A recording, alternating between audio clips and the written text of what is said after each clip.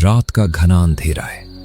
उत्तर प्रदेश के एक सुदूर सुनसान हाईवे के किनारे बरगद के पेड़ के नीचे एक पुरानी लकड़ी की चाय की दुकान है। आसमान में बिजली कड़क रही है और मूसलाधार बारिश हो रही है। हवाएं इतनी तेज हैं कि दुकान पर लटका पुराना लालटेन बुरी तरह हिल रहा है। 22 साल का मैं भीगा हुआ बैग लिए हांफते हुए दुकान के टूटे हुए छप्पर के नीचे आकर रुकता है। काउंटर के पीछे 70 साल के बाबा रघुनाथ एक फटे हुए शॉल में लिपटे धीरे धीरे चाय खौला रहे हैं। ओ भाई साहब, बहुत भयानक तूफान है। बाबा प्रणाम, क्या एक कप गर्म चाय मिल सकती है? इस बारिश ने तो रास्ते का पता ही भुला दिया। अजीब बात है, इस हाईवे पर दूर दूर तक कोई और दुकान भी नहीं दिखी। बैठो बेटा बैठो। इस मौसम में इस रास्ते पर भटक जाना कोई नई बात नहीं है। यह जमीन जितनी शांत दिखती है, अपने अंदर उतने ही गहरे राज छुपाए बैठी है। लो, यह गर्म चाय पियो, शरीर की हरारत खत्म होगी। बहुत बहुत धन्यवाद बाबा। वैसे आप इतनी रात को इस सुनसान जगह पर अकेले दुकान खोलकर क्यों बैठे हैं? डर नहीं लगता? गांव के लोग कहते हैं कि इन जंगलों में रात को रुकना ठीक नहीं होता। डर तो नए मुसाफिरों को लगता है बेटा। हम तो उस डर के साथ आधी जिंदगी गुजार चुके हैं। तुमने जो सुना वो कोई वहम नहीं है। इस अंधेरे के पीछे कुछ ऐसा है जो इंसान की समझ से परे है। आपकी बातें मुझे डरा नहीं बल्कि हैरान कर रही हैं बाबा। ऐसा क्या है इन जंगलों में? क्या आपने सच में यहाँ कुछ अजीब देखा है? देखा भी है और महसूस भी किया है। आज से ठीक 30 साल पहले मैं भी तुम्हारी तरह ही बेखौफ था, लेकिन एक रात ने मेरी पूरी दुनिया बदल दी। बेटा, कुछ चेहरे इंसान के नहीं होते, बस इंसान जैसे दिखते हैं। वे तुम्हें अपनी तरफ खींचते हैं और जब तक तुम संभलते हो बहुत देर हो चुकी होती है। 30 साल पहले का समय। 25 साल का युवा रघु, जो गठीले बदन का और मुस्कुराता हुआ लड़का है, हाथ में जलती हुई मशाल लिए जंगल के पगडंडी वाले रास्ते से गुजर रहा है। रात शांत है, लेकिन झींगुरों की आवाज गूंज रही है। अचानक उसे झाड़ियों के पीछे से एक धीमी दर्द भरी सिसकी सुनाई देती है।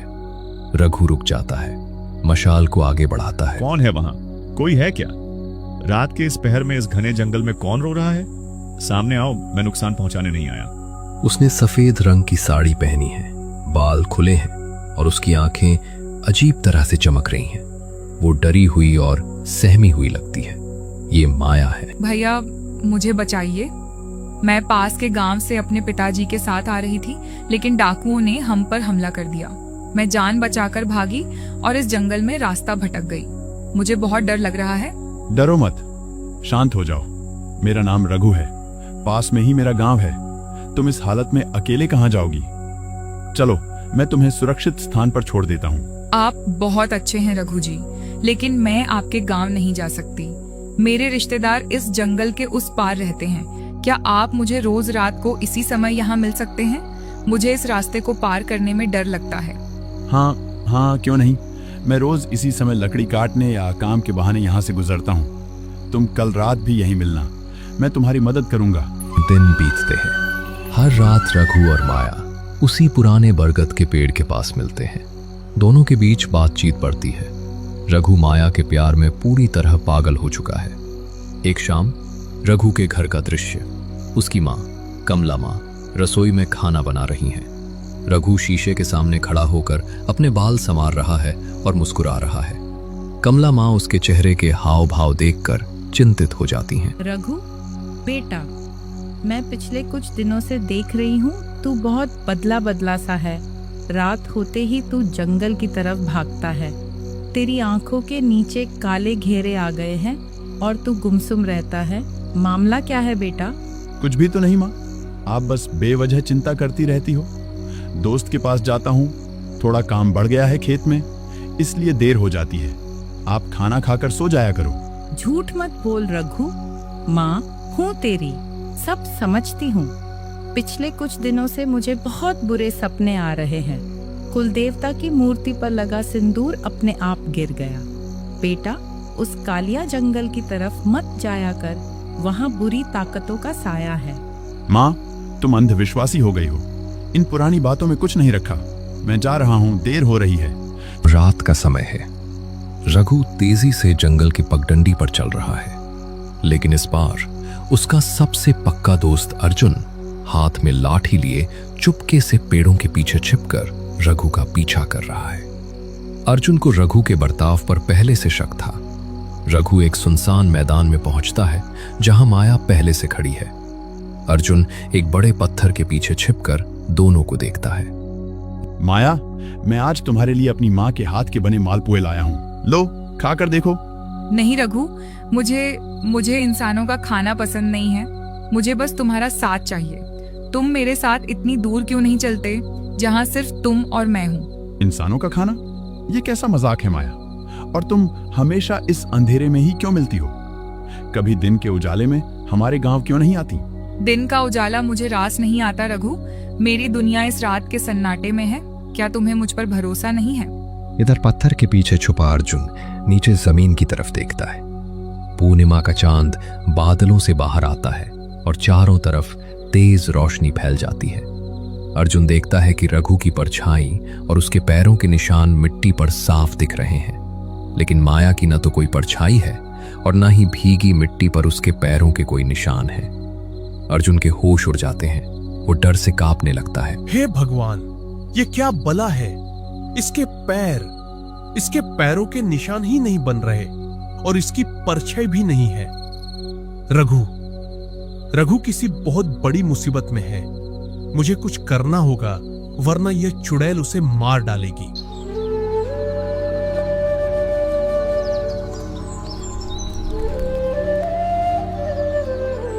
अगले दिन सुबह अर्जुन हांफते हुए गांव के सबसे पुराने और सिद्ध तांत्रिक देवदत्त की कुटिया पर पहुंचता है। कुटिया में चारों तरफ खोपड़ियां, सूखी जड़ी बूटियां और जलते हुए दिए रखे हैं। तांत्रिक देवदत्त अपनी आंखें बंद करके ध्यान में बैठे हैं। अर्जुन उनके पैरों में गिर जाता है। बाबा, अनर्थ हो गया बाबा। मेरे दोस्त रघु की जान खतरे में है। वह रोज रात को जंगल में एक लड़की से मिलता है जिसका नाम माया है। कल रात मैंने अपनी आंखों से देखा बाबा, उस लड़की की कोई परछाई नहीं है और जमीन पर उसके पैर के निशान भी नहीं बनते। क्या माया? क्या उसने अपना नाम माया बताया? मूर्ख, वह कोई लड़की नहीं है, वह छलावा है। एक ऐसी प्रेतात्मा जो रूप बदलकर इंसानों को सम्मोहित करती है। वह पिछले 50 सालों में इस गांव के कई नौजवानों को अपने जाल में फंसाकर खा चुकी है। हे भगवान, बाबा अब क्या होगा? रघु तो उसके प्यार में अंधा हो चुका है। वह मेरी कोई बात नहीं सुनेगा। उसे कैसे बचाया जाए? सुनो अर्जुन, छलावा अपनी पूरी ताकत अमावस्या की रात को हासिल करता है। आज रात ही अमावस्या है। वह रघु को उस पुराने खंडहर में ले जाएगी जो जंगल के बीचों बीच है। अगर आज रात रघु उसके साथ उस खंडहर के गर्भगृह में चला गया तो उसकी आत्मा हमेशा के लिए छलावे के वश में हो जाएगी। यह ताबीज किसी भी तरह रघु के गले में डालना होगा और यह सिंदूर उस छलावे पर फेंकना होगा। चलो, हमें अभी निकलना होगा। आसमान में बिल्कुल अंधेरा है, कोई चांद नहीं है। तेज आंधी चल रही है। पेड़ों की टहनियां आपस में टकराकर डरावनी आवाजें कर रही हैं। युवा रघु होश खोए हुए की तरह जैसे किसी सम्मोहन में हो, जंगल के बीच बने सदियों पुराने टूटे फूट खंडहर की तरफ बढ़ रहा है। माया उसके आगे आगे चल रही है, लेकिन अब उसकी चाल इंसानों जैसी नहीं बल्कि हवा में तैरने जैसी है। माया, हम कहाँ जा रहे हैं? ये जगह बहुत डरावनी है। मुझे अपने घर जाना है। माँ मेरा इंतजार कर रही होगी। घर? अब तुम्हारा कोई घर नहीं है रघु। तुम मेरे हो चुके हो। देखो, हमारी दुनिया कितनी खूबसूरत है। बस कुछ कदम और। चमगादड़ उड़ रहे हैं। दीवारों पर अजीब अजीब आकृतियां बनी हैं। केंद्र में एक पुराना हवन कुंड है। माया का रूप धीरे धीरे बदलने लगता है। उसकी उंगलियों के नाखून लंबे और नुकीले हो जाते हैं और चेहरा डरावना होने लगता है। रघु डर से पीछे हटने की कोशिश करता है, लेकिन उसके पैर जैसे जमीन से चिपक गए हैं। तुम कौन हो? तुम्हारा चेहरा, तुम मेरी माया नहीं हो। मुझे छोड़ दो, मुझे जाने दो। मैं ही माया हूँ रघु। मैंने कहा था ना कि मुझे तुम्हारा साथ चाहिए। आज अमावस्या की रात है। तुम्हारी बलि के बाद मेरी शक्तियां अमर हो जाएंगी। अब तुम चाहकर भी मुझसे दूर नहीं जा सकते। जैसे ही माया रघु की तरफ अपने नुकीले नाखून लेकर बढ़ती है, खंडहर का मुख्य दरवाजा जोर से टूटता है। तांत्रिक देवदत्त और अर्जुन हाथ में मशाल और पवित्र त्रिशूल लिए अंदर आते हैं। अर्जुन चिल्लाते हुए रघु की तरफ दौड़ता है। रघु, दूर हटो उससे, वह डायन है। मूर्ख इंसानों, तुम मेरे शिकार के बीच में आने की हिम्मत कैसे की? आज तुम में से कोई भी जिंदा ओम वापस नहीं नमः जाएगा। शिवाय। दुष्ट आत्मा, अपने असली रूप में आ। तू एक पवित्र आत्मा को हाथ नहीं लगा सकती। जैसे ही पवित्र सिंदूर माया के शरीर पर गिरता है, उसके शरीर से धुआं निकलने लगता है। वो दर्द से चीखने लगती है। उसकी आवाज इतनी भयानक है कि खंडहर के पत्थर हिलने लगते हैं। इसी बीच अर्जुन उठकर भागता है और ताबीज रघु के गले में डाल देता है। अर्जुन, बाबा, यह क्या हो रहा है? मुझे बचाइए। रघु, अर्जुन, इस चक्र के अंदर ही रहना। यह छलावा अपनी आखिरी सांस तक हमला करेगा। हिम्मत मत हारना।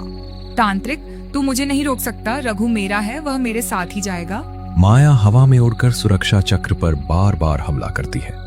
हर हमले के साथ बिजली कड़कती है और चक्र से चिंगारियां निकलती हैं। तांत्रिक देवदत्त का माथा पसीने से लथपथ है। वो लगातार महामृत्युंजय मंत्र का जाप कर रहे हैं। अचानक माया तांत्रिक पर एक बड़ा पत्थर फेंकती है जो उनके सिर पर लगता है। तांत्रिक जमीन पर गिर जाते हैं और मंत्र टूट जाता है। बाबा! नहीं, रघु, चक्र टूट रहा है। हमें भागना होगा। अब तुम्हें कौन बचाएगा रघु? तुम्हारी मौत मेरे सामने खड़ी है। अगर मैं मरूंगा तो तुझे भी साथ लेकर जाऊंगा दुष्ट। भगवान के नाम से डर। जैसे ही ताबीज माया के सीने को छूता है, एक जोरदार धमाका होता है। सफेद रोशनी चारों तरफ फैल जाती है। माया के शरीर में आग लग जाती है और वो चीखते हुए खंडहर के गहरे गड्ढे में गिर जाती है। खंडहर की छत टूटने लगती है। अर्जुन और रघु किसी तरह गिरते हुए पत्थरों से बचते हुए घायल तांत्रिक को अपने कंधों पर उठाकर बाहर की तरफ भागते हैं। तेजी से चलो अर्जुन, यह पूरी जगह ढह रही है। हमें बाहर निकलना ही होगा। बाबा रघुनाथ की चाय की दुकान। बारिश अब थोड़ी धीमी हो चुकी है, लेकिन हवा की सरसराहट अभी भी डरावनी है। रवि की आंखें फटी की फटी रह गई हैं। उसका चाय का कुल्हड़ उसके हाथ में ही जम गया है। वो बिना पलक झपकाए बाबा रघुनाथ को देख रहा है। अद्भुत, अविश्वसनीय बाबा। तो आप ही वह युवा रघु हैं। आप उस रात बच गए, लेकिन तांत्रिक बाबा और आपके दोस्त अर्जुन का क्या हुआ? तांत्रिक बाबा उस रात के घाव नहीं सह पाए और कुछ दिनों बाद शांत हो गए। अर्जुन ने मेरा साथ कभी नहीं छोड़ा, पर वो भी कुछ साल पहले बीमारी से चल बसा। मैं बच तो गया बेटा, पर उस रात ने मेरी आत्मा पर ऐसा डर छोड़ दिया कि मैं इस जंगल को छोड़कर कभी कहीं नहीं जा पाया। मैं यहीं दुकान बनाकर बैठ गया ताकि किसी और मासूम को वह छलावा अपना शिकार न बना सके। यानी वह छलावा सच में खत्म हो गया? अब यहाँ कोई खतरा नहीं है ना बाबा? छलावा कभी पूरी तरह खत्म नहीं होता बेटा। वे अमर होते हैं। जब तक इंसानों के दिल में वासना और लालच है, वे रूप बदल कर आते रहेंगे। मैंने कहा ना, वह आज भी हर अमावस्या की रात किसी न नए मुसाफिर का इंतजार करती है, और आज भी अमावस्या ही है। बरगद के पेड़ के पीछे से एक बेहद मधुर, सुरीली और जानी पहचानी लड़की की आवाज गूंजती है। हवा एकदम से ठंडी हो जाती है और लालटेन का कांच चटक जाता है। रघु, बहुत साल बीत गए रघु। क्या तुमने मुझे सच में भुला दिया? देखो, मैं आज भी तुम्हारा इंतजार कर रही हूँ, और इस बार मैं अकेले नहीं जाऊंगी। बाबा, यह आवाज किसकी है? बाहर पेड़ के पास कोई खड़ा है, सफेद साड़ी में। वह हमारी तरफ ही देख रही है। वह आ गई बेटा, वह आ गई। अपना बैग उठाओ और पीछे के रास्ते से बिना मुड़े भागो।